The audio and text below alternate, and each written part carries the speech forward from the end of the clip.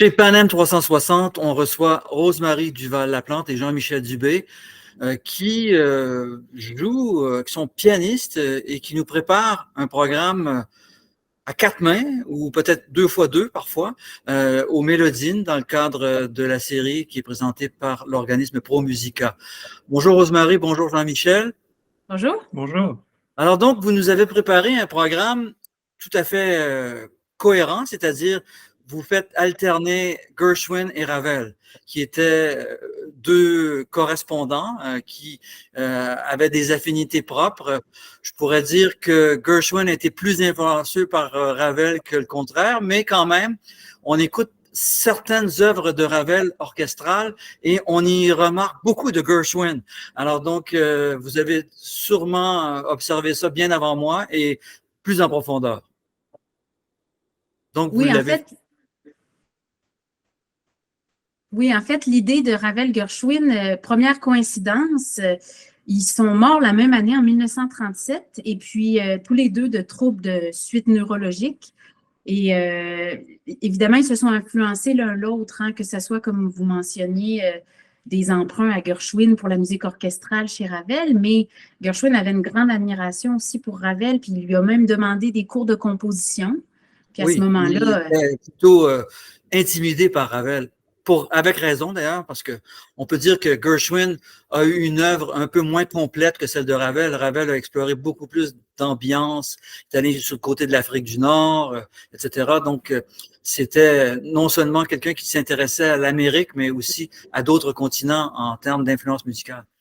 Mais Ravel avait aussi une belle admiration pour Gershwin. D'ailleurs, quand Gershwin a demandé des cours à Ravel, Ravel a répondu « Pourquoi vouloir faire du mauvais Ravel alors que vous faites du si bon Gershwin? » Donc, il y avait quand même le lien entre les deux, la couleur. Donc, puis c'est le fun aussi, ces deux continents, ce côté jazz aussi qui est très apprécié en général. Puis il y a des œuvres de Gershwin qu'on joue qui sont jamais jouées parce que c'est des arrangements inédits en piano quatre mains, notamment I Got Rhythm, Embraceable You aussi, qui est une magnifique œuvre.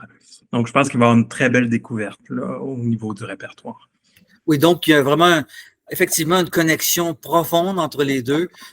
Comme vous dites, Gershwin était aussi admiré par Ravel pour des raisons probablement différentes, mais on sent que ce sont les fondements du jazz. Le fondement harmonique de Ravel et les fondements harmoniques de Gershwin sont vraiment aux sources du jazz moderne et même on pourrait ajouter évidemment tout le piano impressionniste français, enfin toute la musique de Debussy, Poulenc, etc. Enfin tous les impressionnistes de la fin du 19e, début 20e ont été vraiment au fondement du jazz. Et c'est toujours intéressant de le rappeler parce que finalement, les mélomanes ne sont pas tellement au courant de ça, de cette connivence et de ces fondements harmoniques-là. Alors vous l'avez vraiment apprécié et vous voulez en avez fait un concert complet à deux. Alors vous avez choisi quelles œuvres? Les œuvres phares, en fait, c'est Ravel, donc Ma mère Loi, qui est une œuvre merveilleuse écrite pour piano à quatre mains. Il y a aussi une version orchestrale, mais de base, c'est écrit pour piano à quatre mains. Donc, on reconnaît évidemment les couleurs raveliennes extraordinaires. Et puis, l'autre œuvre phare du programme, c'est évidemment un arrangement de Rhapsody in Blue de Gershwin, qui est très, très bien fait. On a énormément de plaisir à jouer cette œuvre parce que finalement, c'est très orchestral. L'avantage d'un arrangement, c'est qu'il y a énormément de possibilités au niveau du quatre mains parce qu'on est allé, celui qui a arrangé, c'est énormément fier à la version orchestrale. Donc, il y a une possibilité d'orchestrer l'instrument qui est assez impressionnante. On utilise vraiment tout le clavier là, du bas du grave à l'aigu là, dans son ensemble. C'est très agréable pour nous à jouer parce que c'est un peu de l'acrobatie. Disons que ça finit bien le programme. Oui. Oui. Bon, c'est pas tout à quatre mains. Comment vous avez construit? Êtes-vous toujours à quatre mains? Oui. Oui, là, dans le cadre du début à la fin du concert. Oui, exactement. En fait, après les autres pièces, on a les préludes, les trois préludes pour piano solo de Gershwin, mais qui sont arrangés à quatre mains. puis également les 2 œuvres vocales que Jean-Michel a mentionnées, là, I Got Rhythm puis Unbreakable You, qui sont extraites de Girl Crazy, la comédie musicale de Gershwin. Puis on fait aussi la pavane de Fauré. Pourquoi Fauré? C'est parce que Fauré a été le professeur de Ravel au Conservatoire de Paris. Puis on trouve que c'est un beau lien aussi. Ça fait parce que c'est quand même assez énergique, hein, le Gershwin. Oui. Ça fait du bien aussi d'un petit apaisement, Calmer le la jeu, pavane. hein. Oui, c'est ça, c'est presque une œuvre sacrée, si on veut. Donc, ça vient équilibrer un petit peu le côté très jazzy, rythmique du programme. De toute façon, c'est dans la même esthétique. Fauré est à l'origine de Ravel et Debussy, d'une certaine façon. Et donc, c'est vraiment la même mouvance, c'est la même construction, c'est le même édifice français de la fin du 19e et début 20e. C'est magnifique. Alors, vous avez bien fait, vous avez fait un très bon choix d'ajouter ça. Qu'est-ce qui vous motive à jouer à 4 mains tout le temps? Alors, c'est sûr que c'est toujours spectaculaire de voir un piano à 4 mains. Souvent, les pianistes qui se produisent à 2 se préparent un programme avec un bout solo pour chacune. Et à un moment donné, il y a des phases à 4 mains. Vous avez décidé de A à Z à 4 mains. Pourquoi donc? On est un duo formé là, à 4 mains, réellement. Là, ça fait 8 ans qu'on joue ensemble comme ça. Puis comme on est un couple, nous, on se disait après nos études, mais qu'est-ce qu'on peut faire si on veut voyager ensemble, jouer ensemble, avoir des projets communs par la musique? Faut pas méprendre aussi le fait de faire du 4 mains pour se rejoindre, 2 amis, puis une formation vraiment là, qui est là. Donc, le piano 4 mains, le répertoire est immense. Notamment au niveau des arrangements, mais aussi des œuvres écrites pour piano 4 mains. Évidemment, on connaît toujours les mêmes œuvres, la Fantaisie de Schubert qui est incroyable, des sonates de Mozart, mais il y a un immense répertoire. Stravinsky faisait ses œuvres orchestrales pour piano à 4 mains, justement pour aller chercher énormément de possibilités orchestrales pour donner un ton finalement à son œuvre. Ouais. Donc, on a décidé, nous, d'aller se perfectionner en piano 4 mains. On est allé quelques mois avec Philippe Cassard, qui est un grand pianiste français. On a étudié aussi avec Hervé Billot, qui fait du 4 mains avec son conjoint Guillaume Coppola, qui est un grand pianiste aussi. Donc, vraiment, c'est un perfectionnement qu'on a décidé de faire. Comme on est un couple, on s'est dit, tiens, on a chacun nos projets, mais on se rejoint les deux en piano 4 mains. C'est vraiment une spécialité. Puis finalement, on s'est rendu compte... Oui, puis on s'est rendu compte, en fait, faut vraiment pas sous-estimer les difficultés. C'est d'autres sortes de difficultés qu'en piano solo. C'est beaucoup plus dans la bulle l'un de l'autre. C'est très difficile. Puis d'unifier la sonorité aussi pour que finalement, quand le public ferme les yeux, qu'il ait l'impression qu'il y a un seul pianiste qui joue. C'est vraiment la grande difficulté. C'est le seul instrument, la seule formation finalement où on partage le même instrument. Hein? Puis les attaques, on s'entend que ça peut être tellement 1001 façons, c'est facile que ça ne sonne pas du tout de la même façon. Donc, c'est le plus grand enjeu, mais pour nous, c'est aussi la grande beauté du 4 mains. C'est une gymnastique. Oui, exactement. Vous couvrez tout le clavier, donc l'ensemble harmonique, toutes les possibilités harmoniques du clavier, du piano, mais en même temps, vous avez des contingences, c'est-à-dire que vous êtes plus à l'étroit chacune. Alors donc, vous avez des difficultés de ce côté-là où les gestes sont plus à l'écart, donc il doit y avoir des difficultés dans l'exécution à cause de ça. Oui, c'est pas très confortable le piano 4 mains finalement. À beaucoup d'égards, c'est aussi difficile que du piano solo, même parfois plus.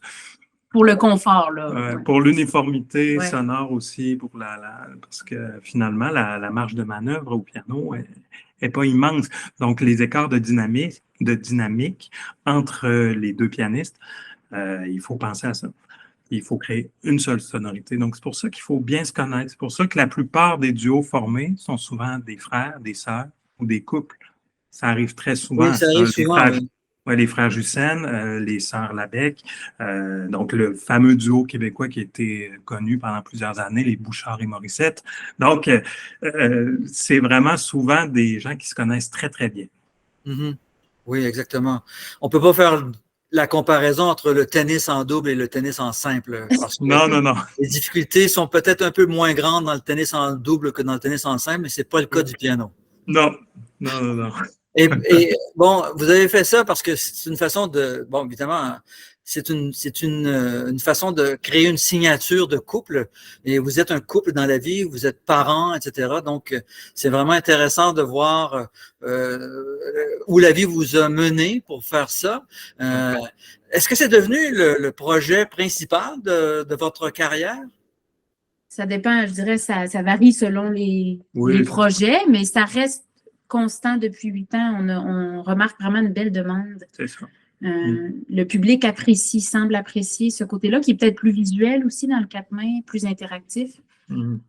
Donc, ça reste un fil conducteur dans nos carrières comme en parallèle, mais on a toujours des projets aussi chacun de notre côté, puis on enseigne tous les deux aussi en plus. Donc, puis on fait des thématiques aussi. Là, on a décidé Ravel Gershwin parce qu'on trouvait le lien intéressant. D'ailleurs, cet été, on s'en va perfectionner 2 œuvres de Ravel avec Philippe Cassard dans le but d'enregistrer à notre tour notre thématique Ravel Gershwin. Donc, c'est vraiment un projet qu'on veut étaler sur quelques années. Donc, vous poursuivez votre formation d'une certaine façon, vous faites du perfectionnement avec des maîtres. Oui, surtout pour le piano 4 mains, parce que c'est une formation qui est pour nous quand même un peu plus fraîche que le piano solo, qui a fait partie de nos études finalement. C'est vraiment ça qu'il faut. Ce qui est important de savoir, c'est que le piano 4 mains, on ne peut pas dire je suis soliste, je vais faire du piano 4 mains comme ça. Là, il faut quand même aller chercher une formation si on veut en faire.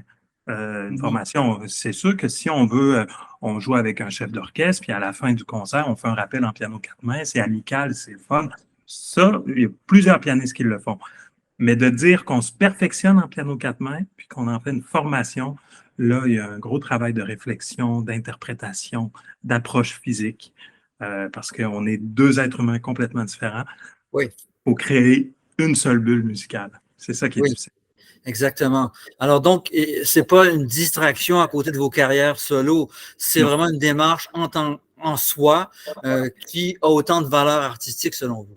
Oui. Absolument. On a déjà même un disque de sortie sur la musique française. On a enregistré notamment les épigraphes antiques de Debussy, c'est une œuvre très rarement enregistrée, très rarement jouée. Puis c'est un chef-d'œuvre de Debussy, une des dernières œuvres de Debussy composées pendant la Première Guerre mondiale.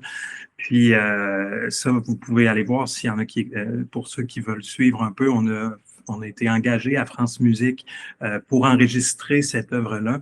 Okay. Et puis, c'est un chef-d'œuvre à voir, même visuellement. Il y a un éclatement de l'écriture pour piano 4 mains qui est incroyable. Croyez-vous que la perception des gens sous-estime finalement le piano 4 mains. La perception générale, on peut voir ça comme une distraction, quelque chose de spectaculaire, une sorte de divertissement, enfin pour employer tous les angles péjoratifs là. Qu'est-ce que vous avez à répondre à ça et comment pensez-vous renverser la vapeur face à ces perceptions qui sont probablement erronées? C'est intéressant parce qu'en fait, le public l'accueille très bien, le côté 4 mains. Fait que ça marche bien, mais je pense qu'on se fait une mission aussi d'éducation, de donner la bonne information aussi, puis on donne des exemples. On aime beaucoup commenter nos concerts. Puis il y a une belle interaction avec le public, de leur expliquer justement les difficultés. On mentionne ces choses-là aux gens. Souvent, ça guide l'écoute. Ouais. La plupart n'étaient pas au courant qu'il y a ce travail de raffinement qui doit être fait pour rendre l'œuvre à son maximum, finalement. Là. Donc, la plupart des gens pensent que piano 4 mains, ça veut dire qu'on a une moitié de piano, c'est un petit peu plus facile. On se sépare du travail. C'est clair que c'est complètement faux. Quand on parle de piano 4 mains, on parle de rendre l'instrument beaucoup plus orchestral. Oui. C'est ça qui est important. Il y a 2 fois plus d'harmonie, alors c'est pas compliqué. Et voilà. Alors, à partir de ce moment-là, effectivement, ça commence à ressembler à un orchestre, au moins un ensemble. Puis, plus on avance dans le répertoire, plus on avance dans les années d'écriture du piano 4 mains, plus il y a un éclatement de la forme. Donc, c'est pas parce que j'ai le registre du haut que je peux pas, à un moment donné, me ramasser en bas. Donc, c'est ce qu'on voit chez Debussy, justement. C'est pour ça que c'est vraiment une œuvre. Oui, exactement. Les bras se croisent et s'enchevêtrent parfois. Oui, puis il faut que ça soit placé. Ce n'est pas quelque chose qui se décide sur le coup. Le qui va en haut, en bas. faut que ce soit pensé à l'avance, sinon il y a des accidents. Ouais. Ah oui, des Exactement. accidents, des notes silencieuses, on ne se rend pas compte à quel point on peut se piétiner. Souvent, faut être, le mouvement est très important, puis il faut s'entendre sur le mouvement parce que chaque technique est différente. Donc, il y a toute cette discussion-là. Il y a quand même un travail que, même moi, au début, je ne me rendais pas compte à quel point c'était du travail. Et pour le répertoire lui-même, là, vous avez un riche répertoire dans le passé, mais dans le présent, dans la musique d'aujourd'hui, des compositeurs, compositrices d'aujourd'hui, avez-vous un bassin d'œuvres intéressants? Pas énormément. Mais par contre, c'est un projet qui nous intéresserait dans les prochaines années de se faire écrire un concerto pour piano à 4 mains ou quelque chose comme ça, travailler avec un compositeur pour une création, parce que finalement, il y a très peu d'œuvres avec orchestre pour piano 4 mains et orchestre. Donc, il y a des œuvres à 2 pianos, mais des œuvres piano 4 mains, je pense qu'il y a un Czerny. Est-ce qu'il y a presque rien. Il y a très peu de choses. Très, très peu de choses. Donc, éventuellement, c'est un projet qui nous tenterait. Mais et vous avez d'autres projets, évidemment, excusez-moi, vous avez d'autres projets aussi pour dans l'avenir proche pour poursuivre, ou vous allez peut-être maintenir ce programme-là et le jouer ailleurs qu'au Mélodie? Jusqu'à l'été, oui, jusqu'à l'été, c'est le programme qu'on présente. Ravel Gershwin. Puis, comme je vous disais, on va perfectionner 2 œuvres de Ravel. Là, on présente Ma mère loi, mais on veut aller perfectionner aussi comme vous l'avez dit, oui. La Rhapsodie espagnole de Ravel, qui est une œuvre merveilleuse aussi. Quand on a les concerts plus longs, parce que l'eau mélodine, c'est 1 heure et une heure maximum, mais les concerts en 2 parties, c'est avec la Rhapsodie espagnole. Exactement. Puis après, il y a l'enregistrement d'un 2e disque qui arrive là, avec notre thématique Ravel Gershwin. Ben, c'est super. Rosemary Duval-Laplante et Jean-Michel Dubé, ben, je vous remercie beaucoup. On assiste au concert des Mélodines sur l'heure du midi à la salle Claude Éveillé de la Place des Arts. Et évidemment, on suivra votre carrière et on va essayer d'en apprendre davantage sur le piano à 4 mains. Merci beaucoup, beaucoup. Merci. Merci beaucoup. Merci. Bon concert. Merci beaucoup.